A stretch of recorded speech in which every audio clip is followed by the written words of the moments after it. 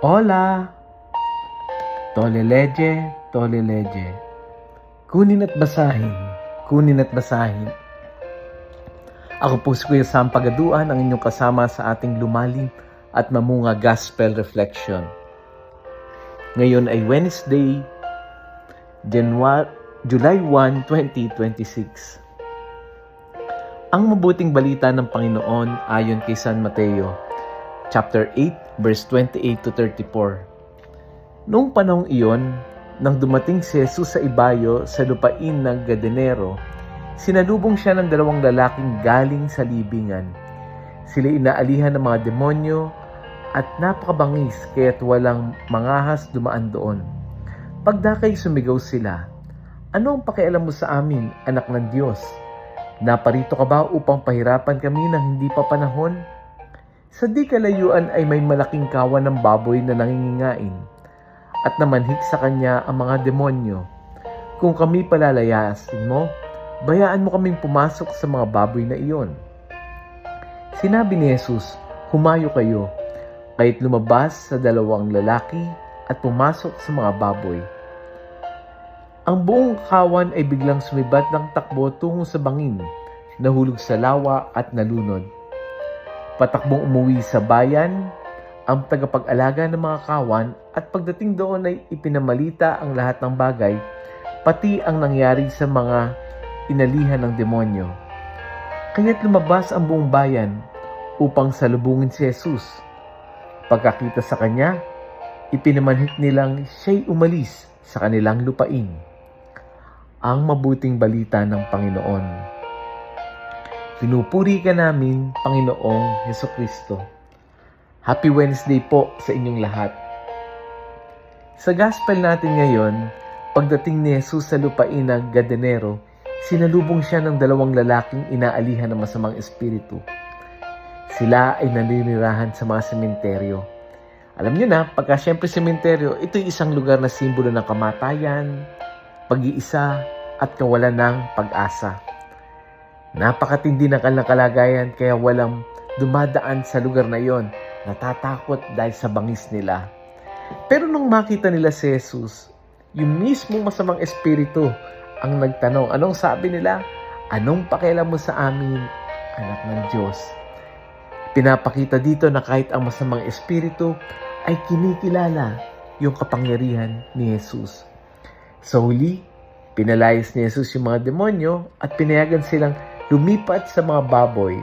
At pagkatapos, nahulog sa lawa at namatay yung mga baboy.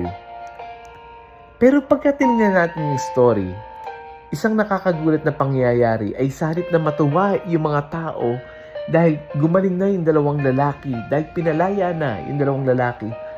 Ano ang something surprising dito? Lumapit sila kay Jesus, hindi para magpasalamat, kundi para hilingin na kung maaari, umalis ka na sa aming lugar. Bakit? Dahil mas nakita nila yung nalugi nilang alagang baboy. Mas inalala nila yung kanilang kabuhayan kaysa sa himalang naganap. Madalas, doon tayo nakafocus sa dalawang taong pinalaya. Pero sa pagninilay natin ngayon, pagnilaya natin yung reaksyon ng mga tao. Isipin mo, may dalawang taong matagal ng bihag, matagal ng hindi normal yung kanilang buhay, matagal ng iniiwasan ng community. Nung makita nila si Jesus, sa wakas sila naging malaya na. Pero sa halip na magsaya, anong sabi ng mga tao?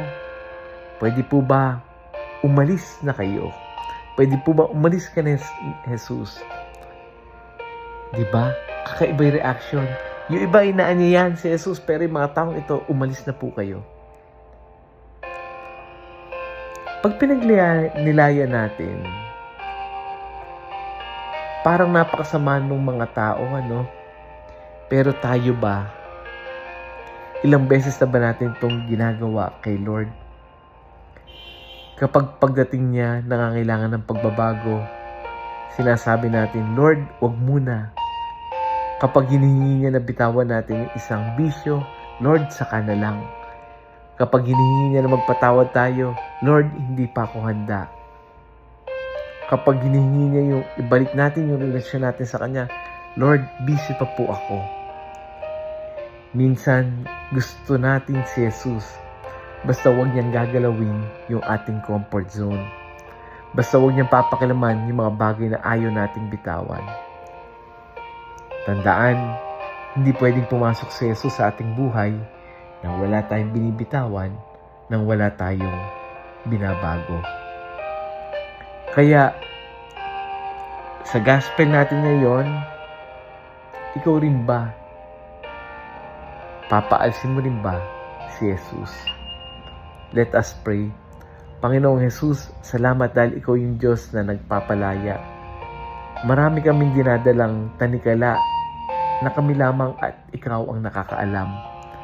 Palayain mo kami sa aming mga takot, sa aming bisyo, sa aming galit, sa aming kasalanan. Bigyan mo kami ng tapang na tanggapin ang pagbabagong nais mong gawin sa aming buhay. At huwag mo kaming hayaang mas piliin yung aming comfort zone kaysa sa iyong presensya. Jesus, you are our true freedom. Ikaw ang aming tunay na kalayaan. Amen. Bago tayo magtapos, may kakilala ka bang parang bihag ng kanyang pinagdaraanan ng kanyang past? May taong gusto nang magbago pero hindi nila alam kung paano magsisimula. I-share natin yung audio gospel na ito. Share natin ito sa ating mga kaibigan, kakilala, sa mga GC natin, sa mga classmate natin. Baka sa simpleng pag-share, maging simula ito ng paglaya. Muli, ako po si Kuya Sam Pagaduan, lagi nag-aanyaya. Halina, tayo ay lumalim at mamunga. Lumalim sa pananampalataya at mamunga na mabuting gawa. God bless us all.